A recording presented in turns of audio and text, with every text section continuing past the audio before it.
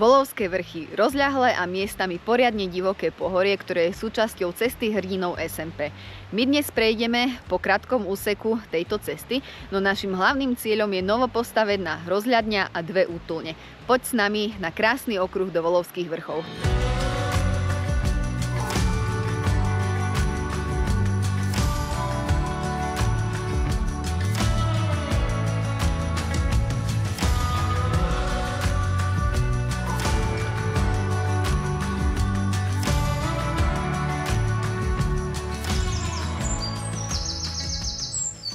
Ahojte, vítajte pri ďalšom videu.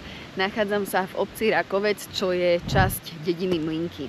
Mlynky spolu s obcou Dedinky sú vstupnou bránou do Slovenského raja z južnej strany. My dnes však do Slovenského raja nepôjdeme, tam sme boli naposledy, ale dnes sa vyberieme na druhú stranu, takže z Rakovca sa dáme na žltú turistickú značku smerom na juh a našim cieľom sú dnes Volovské vrchy. Dnešná trasa opäť sľubuje divočinu a minimum turistov. Čaká nás totiž málo známy okruh zo spomínanej obce Rakovec a vlastne už keď sme parkovali v dedine, tak nevideli sme tam žiadne iné auto, ktoré by tam parkovalo, takže predpokladám, že prvú časť túry nestretneme nikoho. Ďalších turistov stretneme určite však v druhej polovici na hlavnom hrebení, ale prečo, tak k tomu sa ešte dostaneme. Začíname dnes na žltej turistickej značke, no potom farbu značky zmeníme, avšak v dedine treba dať pozor, pretože v obci sú 2 odbočky na žltú turistickú značku, takže my ideme odbočkou, ktorá je až za mostom a teda smerujeme na vrchol Babina. Ako náhle sme v obci odbočili do lesa, vstúpili sme do poriadnej húštiny. Navyše sa tu nachádza aj množstvo lesných plodov, takže teším sa, že dnes to nebude solo turistika, ale spoločnosť mi bude robiť môj manžel Andrej. Ahojte. A naša fenka Bela, ktorú ste mali možnosť vidieť v mojom úplne prvom videu ešte v zime.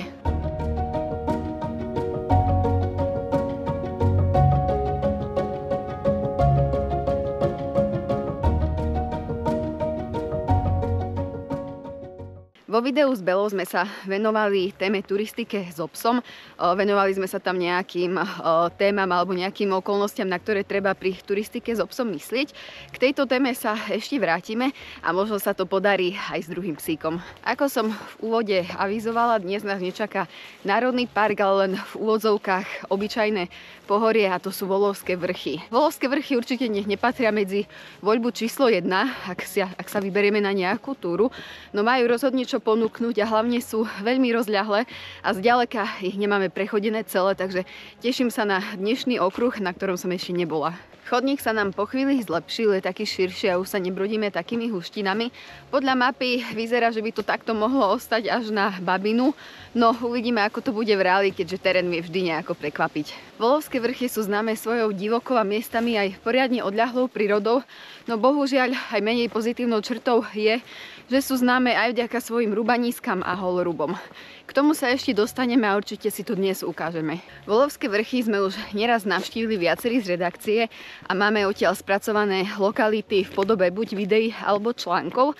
Ja, ale aj Viktor s Veronikou sme navštívili viaceré zaujímavé miesta v okolí obci Porač, čo je dedinka nedaleko Spišskej Novej Vsi. Navštívili sme tam napríklad vrchol Bukovec, z ktorého je nádherný výhľad na celú panorámu Tatier, ale aj vrchol Vysoký vrch, Kňazovka, alebo sa tam nachádza aj jaskyňa Šarkanova diera, do ktorej sa dá vstúpiť. V Trojici sme dokonca navštívili aj Kojšovskú hoľu, ktorá sa nachádza pri Košiciach a aj to svedčí o rozľahlosti tohto pohoria.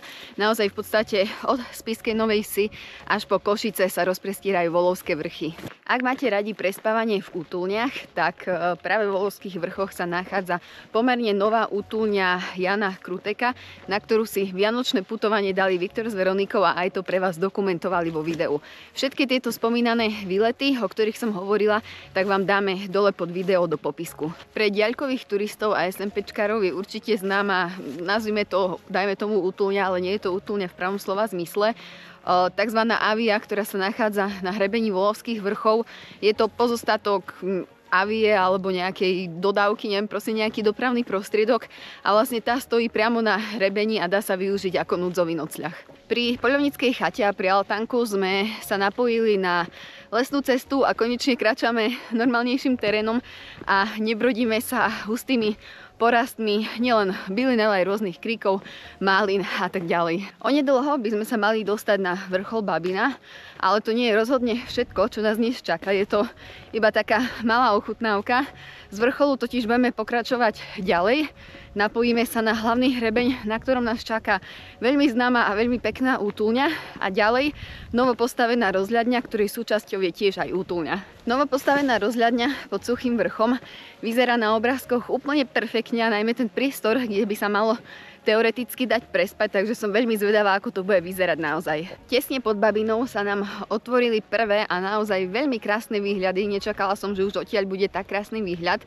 Otvorila sa nám strana smerom na Nízke Tatry, ale aj na vysoké, no tie sú zatiaľ v oblačnosti. Pevne verím, že kým dojdeme k rozhľadni, tak sa to trošku roztrhá, nejaký ten štít sa nám aj ukáže.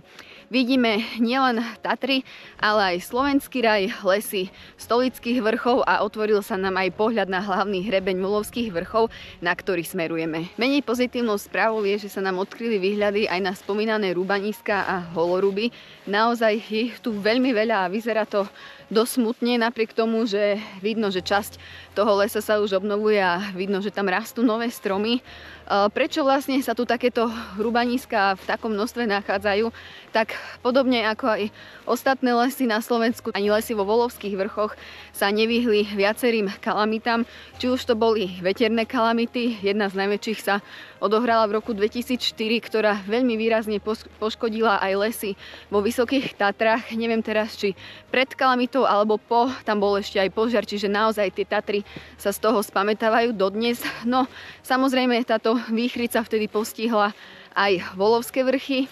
No a ďalšie kalamity, s ktorými sa potýka viacero lesov na Slovensku, sú kalamity v podobe lýkožruta, čiže naozaj tých dôvodov je viacero.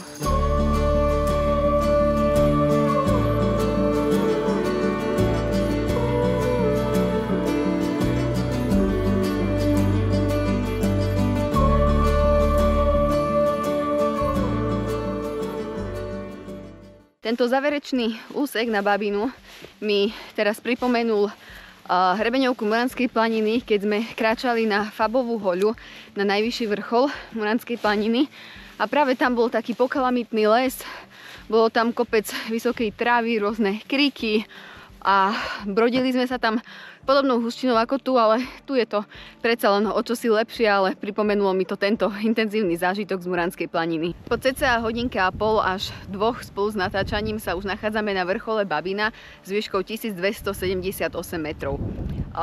Tu si môžeme pekne ukázať, že vlastne všetko zlé je na niečo dobré a práve vďaka tomu, že sa tu nachádzajú rozsiahle rúbaniska, tak tento vrchol ponúka veľmi pekné výhľady.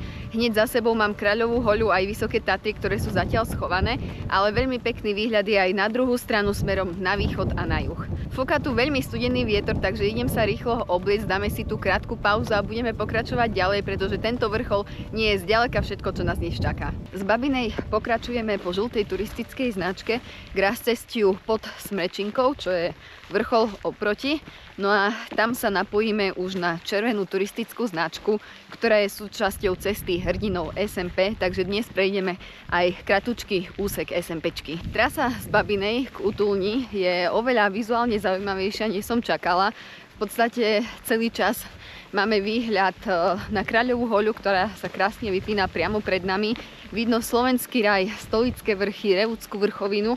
No a pomaličky sa začínajú odkrývať aj Vysoké Tatry, takže uvidíme, či sa dnes odkryjú ešte viac. Pevne verím, že áno.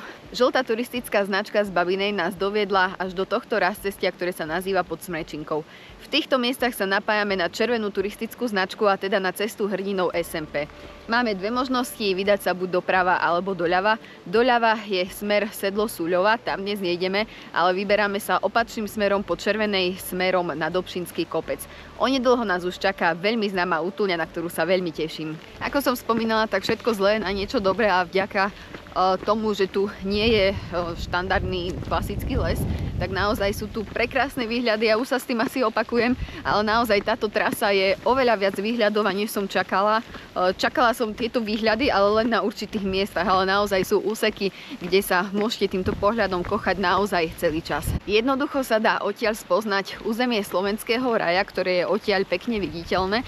No a spoznáte ho podľa toho, že z lesov vystupujú skalny a skalné útvary. Väčšinou sú to okraje planín a medzi týmito planinami sa väčšinou nachádzajú rokliny, ktoré sú veľmi častým a obľúbeným miestom turistiky. Necelých 5 minút od značky, po ktorej sme práve kráčali, sa nachádza takýto perfektný a poriadne vydatný prameň, ktorý poteší najmä všetkých diaľkových turistov, pretože je urobený takým spôsobom, že sa tu dá v podstate aj osprchovať. Konečne prichádzame na útulňu, ktorú som mala v hľadačiku už veľmi dlho, ale vždy ju predbehli nejaké iné výlety, nejaké iné útulne alebo miesta na prespávanie, takže sa veľmi teším, že som konečne tu.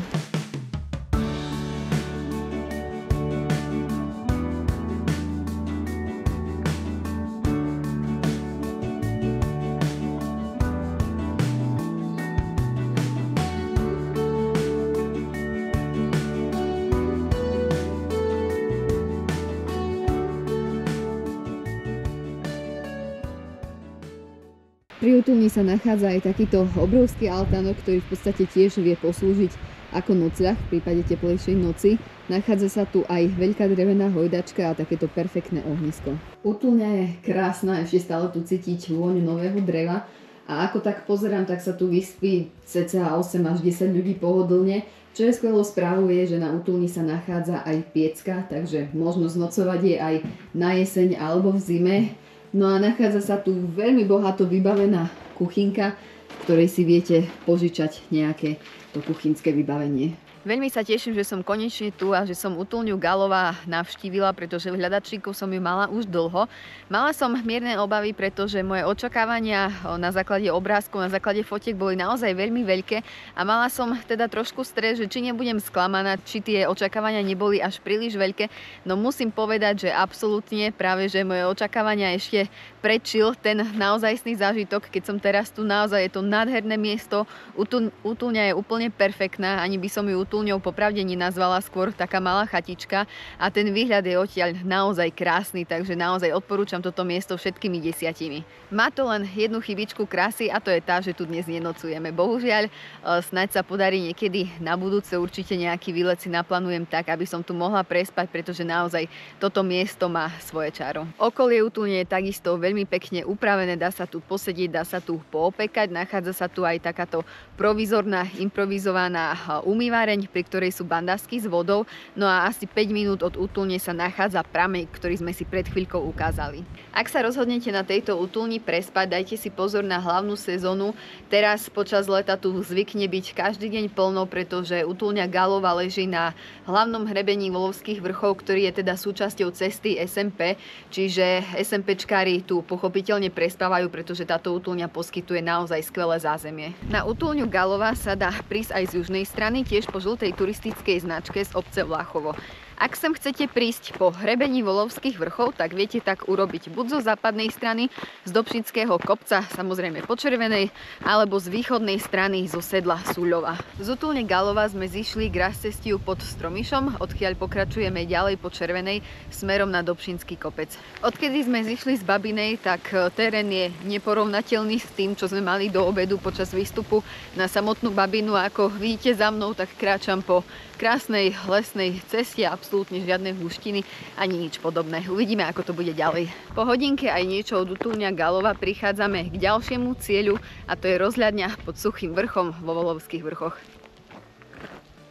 Rozhľadňa pod Suchým vrchom má také 3 poschodia, z ktorého prvé poschodie tvorí normálna miestnosť, v ktorej sa dá aj prenocovať. Je tam stôl, sú tam lavičky, tak hrubým odhadom možno nejakých 5-6 ľudí sa tam vojde, možno aj viac, ak sa potisnú, ale ten výhľad a tá presklená stena je naozaj prekrásna a spať tam musí byť opäť zážitok ako aj na útulni Galova. Druhé a tretie poschodie rozhľadne ponúka krásne výhľady do okolia, na tom druhom je aj hlavička so stolom, kde si môžete príjemne posedieť. Z rozhľadne dominuje výhľad na južnú a na západnú stranu. Jemne vidno aj vysoké Tatry, ale iba tie najvyššie časti, ale super je, že sa odkryli a teda sme ich mohli vidieť. Ďalej vidno nádherne Kráľovú hoľu a pokračovanie Nízkych Tatier, Stolické vrchy, Revúdsku vrchovinu, Slovenský raj a ďalšie pohoria. No bohužiaľ je pod rozhľadňou len Hrubanisko, sú tam staré pne, ktoré ostali po vyrúbaných stromoch a teda ten spodok okolo rozhľadne určite nevyzerá vábivo. Tesne za rozhľadňou je potrebné odbočiť na červenú turistickú značku a čaká nás teda ešte jeden vrchol a to je Ostra. Posledný vrchol dáva celkom zabrať poriadnym strmáčikom, ale nejde o dlhú trasu a o chvíľku by sme už mali byť hore na Ostrej. Som zvedavá, či nás čakajú nejaké výhľady. Tak vrchol Ostra neponúkal 360 stupňové výhľady, ale smerom na Kráľovú hoľu bol ten výhľad veľmi pekný. Samotný vrchol nie je nejako výrazný, nie je tam ani žiadna ceduľka, ale nakoniec cesta na ňo sa ukázala ako cieľ, pretože bolo tam zo pár veľmi pekných lúčok a s takýmto jemným podvečerným svetlom to vyzeralo naozaj veľmi pekne. Momentálne teda zostupujeme z vrcholu Ostra po červenej značke smerom do sedla Dobšinský kopec, kde potom budeme meniť smer aj farbu značky. Keď som plánovala túto túru, tak videla som, že v závere trasy nás bude čakať na hrebení lúka a sľubovala som si od toho krásne výhľady a krásne prostredie. No a spolu s týmto podvečerným svetlom je tu naozaj nádherne a veľmi sa teším, že takto dnes budeme zakončovať našu túru. V podstate nás čakajú posledné metre na hrebení. O chvíľku budeme pri smerovníku, pri ktorom budeme bočiť naspäť dole do Rakovca. Čo sa týka frekventovanosti trasy, tak správne som predpokladala, že tento okruh bude takmer ľudoprázdny a jediní ľudia, ktorých sme stretli, boli na útulní Gálova a na rozhľadni a medzi týmito dvoma objektami sme stretli asi 4 turistov, čo bolo za celý deň úplne všetko, takže naozaj opäť ďalší z veľmi málo známych a veľmi málo navštevovaných okruhov. Nachádzame sa pri poslednej odbočke dnešnej túry, sme v sedle Dobšinský vrch a odtiaľ sa odpájame z cesty hrdinov SMP, bočíme na zelenú turistickú značku, ktorá nás dovedie dole do Rakovca. Čaká nás posledných 20 minút túry dole do Rakovca. Ako pozerám, tak ako sme dnes začali, tak aj dnešnú túru ukončíme. Čo by som dodala k dnešnému okruhu a ako ho uzavrela? Musím povedať, že tento okruh nepatril medzi nejaké moje prioritné miesta a vôbec som ho nemala v zozname miest, ktorý by som chcela navštíviť. No, ďakujem Viktorovi, ktorý mi dal tip na túto rozhľadňu. A keď som zistila, že je v blízkosti útulne Gálova, tak ostávalo už len vymyslieť, ako tieto dve miesta spojiť a ako vymyslieť nejakú zaujímavú trasu a tak vzniklo dnešné video. Terén bol na dnešnej trase naozaj veľmi zaujímavý. Na začiatku sme začali takým mladistvým lesom, kde naozaj občas je ťažké sa pohybovať. Neskôr sme sa napojili na širokú lesnú cestu, kde naozaj kráčať bolo úplne bez problémov.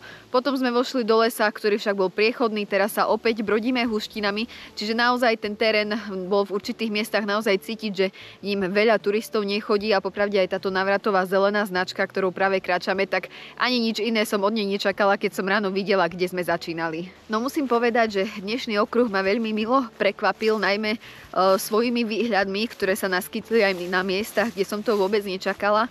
No a útulňa Gálova spolu s rozhľadňou pod Suchým vrchom poskytli naozaj prenádherné výhľady a určite odporúčam tieto miesta navštíviť. Dnešná trasa nám vyšla na nejakých 18,5 km, nastúpali sme pritom 750 výškových metrov, no a časovo nám to vyšlo na približne 8 hodín, no je v tom všetko natáčanie, fotenie, všetky prestávky na útulni aj na rozhľadni, takže čas čistej chôdze bude podstatne kratší. Bonusom na dnešnej trase bolo aj to, že keby viem, tak ani sme si dnes nemuseli brať 10, pretože sme sa najedli extrémneho množstva lesných plodov, najmä malín. No ukázali sa aj čučoriedky, miestami aj brusnice a naozaj toľko lesných malín po kope som ešte nevidela, takže veľmi príjemný bonus a úplne nečakaný. Zelená trasa do Rakovca bola výživnejšia, než sme čakali, no už sme konečne v dedine a tak už sa blížime k autu. Verím, že sa vám dnešné video z divokých volovských vrchov páčilo. Budeme radi, ak nás podporíte svojim odberom. Vidíme sa na budúce pri ďalšom videu. Čaute.